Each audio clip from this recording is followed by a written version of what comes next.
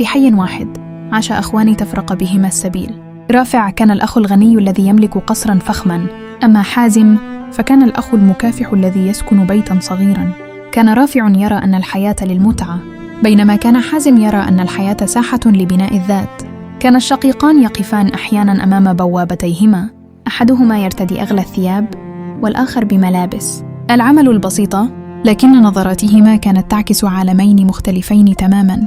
في قصر رافع كانت الرفاهية لا حدود لها. كان ابنه زياد يحصل على كل ما يشتهي دون عناء. لم يكن هناك وقت محدد للدراسة، فكل شيء متاح من ألعاب وإلكترونيات ورحلات. كان رافع يقول لابنه دائما: لا تتعب نفسك يا بني، فالمال موجود والمستقبل مضمون. كان زياد يضحك وهو يتلقى أحدث الأجهزة من والده، غير مدرك أن الوقت يمر دون أن يتعلم شيئا حقيقيا. على الجانب الآخر كانت القوانين في بيت حازم صارمة. كانت ابنته مايا تئن تحت وطأة الجدول الدراسي الطويل.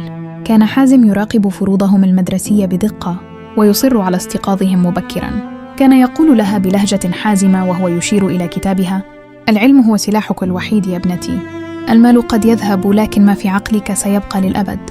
كانت مايا تنظر إليه بتعب، تشعر أن والدها يحرمها من طفولتها. كانت مايا تراقب من النافذة أبناء عمها وهم يلعبون في المسبح، ثم تلتفت إلى أخيها الأكبر نبيل وهي تتذمر: لماذا حياتنا صعبة هكذا؟ انظر إليهم، إنهم يستمتعون بكل شيء ونحن نغرق في الكتب. كان نبيل ينظر من النافذة بهدوء، ثم يربت على كتف أخته قائلا: هم يبنون قصورا من رمل ونحن نبني أساسات من صخر. غدا ستدركين الفرق يا مايا. كان نبيه هو الوحيد الذي يفهم رؤية والده.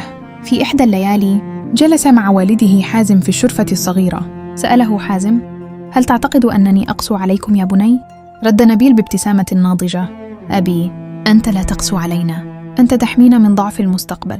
أنا أرى التعب في عينيك وأعدك أنني لن أخذلك. في تلك اللحظة شعر حازم أن غرسه بدأ ينمو في قلب ابنه الأكبر. مرت السنوات بسرعة البرق. كبر الأبناء وأصاب المرض المفاجئ الأخ الغني رافع. رحل رافع عن الدنيا تاركا خلفه ديونا لم تكن في الحسبان وسوء إدارة لأمواله. وجدت ابنته ليلى نفسها أمام جبال من الفواتير والأوراق الرسمية التي لا تفقه فيها شيئا. كانت ليلى تبكي وهي تمسك بالرسائل القانونية، تدرك لأول مرة أنها لم تتعلم كيف تدير حتى شؤونها الخاصة. أما زياد فقد حاول العمل في شركات والده المتبقية، لكنه فشل في كل اختبار. لم يكن يملك المهارة ولا الانضباط. وجد نفسه مضطرا لبيع القصر والسيارات الفاخرة ليسدد الديون. وقف زياد مع أخته ليلى أمام باب القصر الذي سيغادرونه للأبد، يحملان حقائب صغيرة، والندم ينهش قلوبهما على سنوات الضياع والاتكال على مال زائل. في الوقت نفسه كان بيت حازم يعج بالاحتفالات. كان يوم تخرج نبيل من كلية الطب بتفوق، ومايا من كلية الهندسة. وقف حازم في حفل التخرج والدموع تملأ عينيه فخرا. وضع نبيه وشاح التخرج على كتفي والده أمام الجميع قائلا: هذا النجاح هو ثمرة عرقك وحزمك يا أبي. الآن جاء دورنا لترتاح أنت. بعد أشهر كان نبيل يعمل طبيبا جراحا في مستشفى كبير، عندما دخل عليه شاب يبحث عن عمل بسيط في قسم الاستقبال. كان ذلك الشاب هو ابن عمه زياد. صدم زياد عندما رأى نبيه في هذا المنصب المرموق. تقدم نبيل منه بكل مودة وأمسك بيده قائلا: لا تخجل يا ابن عمي، الحياة دروس، سأساعدك لتبدأ من جديد، لكن هذه المرة بالعمل والجهد لا بالاعتماد على الماضي. اجتمعت العائلة مرة أخرى في بيت حازم الجديد الذي اشتراه له أبناؤه. كانت مايا تجلس بجانب والدها تنظر إلى يديه اللتين خشنت من العمل الشاق قديما. قبلت يده وقالت: سامحني يا أبي، كنت أظن حزمك قسوة، واليوم عرفت أنه كان أسمى أنواع الحب. ابتسم حازم وهو يرى أبناءه وأبناء أخيه يتعاونون، مدركا أن الحكمة الحقيقية هي التي تبني الإنسان قبل أن تبني الجدران. مرت السنوات وأصبح الغرس الذي سقاه حازم بمرارة الصبر وحزم التربية شجرا مثمرا. قرر نبيل ومايا أن أعظم شكر لوالدهما هو أخذه إلى بيت الله الحرام. وقف حازم أمام الكعبة المشرفة يحيط به أبناه كالسوار، وشعر لأول مرة أن تعب السنين قد ذاب في طمأنينة هذه اللحظة. كان ينظر للسماء شاكرا، فقد أورثهما ما هو أبقى من المال. بعد العودة من الحج لم ينس نبيل ومايا أبناء عمهما زياد وليلى، وجداهما في حال يرثى لها يسكنان بيتاً متهالكاً بعد أن ضاع كل شيء. عرض نبيل على زياد أن يعمل معه في مشروعه الجديد، وقدمت مايا لليلى فرصة للتدريب في مكتبها الهندسي. كان الهدف هو انتشالهما من الفقر، لكن برؤية حازم ساعدهما ليعتمدا على أنفسهما لا ليعتمدا عليك. لكن النفوس التي اعتادت الرخاء السهل لم تتقبل مشقة البدايات. في غرفتهما المظلمة كان زياد وليلى يتحدثان بمرارة. قال زياد: انظر إليهما يتصدقان علينا بفتاة عملهما بينما يملكون الملايين. كانت الغيرة قد أعمت بصيرتهما، وبدلاً من الامتنان بدأا يخططان للحصول على ثروة عمهما حازم بطرق ملتوية، ظناً منهما أن هذا هو حقهما المسلوب. بدأ زياد يتردد على بيت عمه حازم بكثرة، متظاهراً بالتوبة والاجتهاد. كان حازم يستقبله بقلب الأب، يفتح له أبوابه ويطلعه على ذكرياته. استغل زياد هذه الثقة ليعرف أين يضع عمه مدخراته وأوراقه الهامة. كان حازم يبتسم له وهو يقول: يا بني، الرزق يطرق باب من يحترمه. ولم يكن يعلم أن ابن أخيه يخطط لكسر هذا الباب. في ليلة عاصفة تسلل زياد إلى مكتب عمه حازم، مستغلاً هدوء المنزل.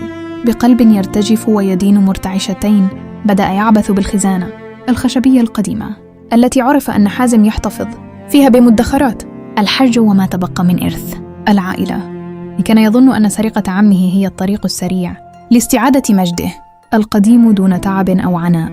فجأة أضيء المصباح ووقف نبيل في مواجهته. تجمد زياد في مكانه والصندوق في يده كجمرة نار. لم يكن نبيل غاضباً بقدر ما كان حزيناً. ساد صمت ثقيل قطعه صوت نبيه الهادئ: هل هذا هو الرد على يدنا الممدودة يا زياد؟ هل تسرق الرجل الذي كان يراك ابناً له؟ بعد رحيل والدك سقط الصندوق من يد زياد وتحطم الصمت ومعه كبرياؤه الزائف. دخل حازم الغرفة على صوت الجدال. كان يتكئ على عصاه، لكن وقفته كانت لا تزال تحمل شموخ الجبال. نظر إلى زياد المنهار أرضاً، ثم إلى ابنه نبيل الذي كان يهم بالاتصال بالشرطة. أشار حازم بيده لابنه أن يتوقف، واقترب من زياد ثم وضع يده على رأسه في حركة مفاجئة جعلت زياد يجهش بالبكاء. قال حازم بصوت وقور: يا نبيل، الدم لا يصبح ماء أبداً. ابن أخيك لم يسرقنا لأنه شرير، بل لأنه ضحية تربية لم تعلمه أن قيمة المرء في كدحه. ثم التفت إلى زياد قائلاً: يا بني، المال الذي تسرقه سيقر في بطنك ناراً، أما المال الذي تعرق من أجله فسيكون لك حصناً. سنسامحك ليس ضعفاً، بل لأننا عائلة واحدة. أدرك زياد وليلى أن التسامح أصعب من العقاب. بدأ في تغيير حياتهما حقاً تحت إشراف عمهما. أرسلهما حازم للعمل في أرض زراعية يملكها، وقال لهما: ابدأ من الصفر، فمن لم يغرس بيده لا يعرف قيمة الثمر. كانت ليلى تعمل مع مايا في الحقول لتخطيط شبكات ري جديدة، وزياد يرافق نبيه في تنظيم العمل الميداني. يتعلمان الصبر والمثابرة. بعد عام اجتمعت العائلة في وليمة كبيرة في بيت حازم. لم يكن الفخر اليوم بالشهادات فقط، بل بعودة الضالين إلى الطريق الصحيح. نظر حازم إلى أبنائه وأبناء أخيه وهم يتحدثون عن طموحاتهم المهنية بجدية وكفاح. ابتسم وقال: الآن بدأت حياة الرفاهية الحقيقية، فهي لا تبدأ في البنوك، بل تبدأ في النفوس التي تعلمت أن الكرامة تصنع بالعمل، وفي الأخير لا تنسوا الاشتراك في قناة حكايات من الحياة ليصلكم كل جديد. سلام.